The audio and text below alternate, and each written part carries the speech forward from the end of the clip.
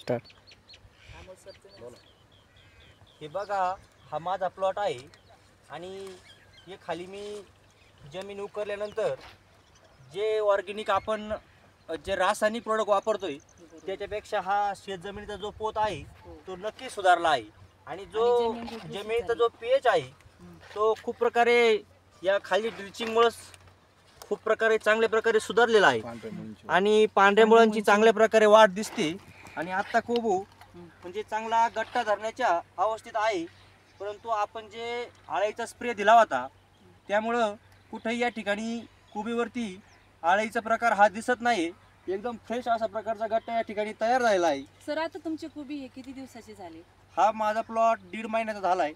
परंतु आता आणखी एक या सनेज कंपनीची एक स्प्रे आणखी एक राहिलेला आहे. आपण तो याच्यानंतर घेणार आहोत. चालेल.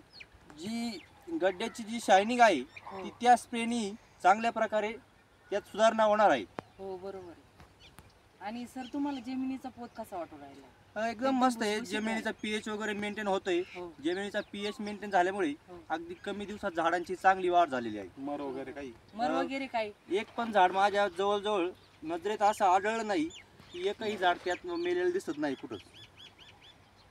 चालेल, धन्यवाद. धन्यवाद सर. धन्यवाद. चला कर. आणि मला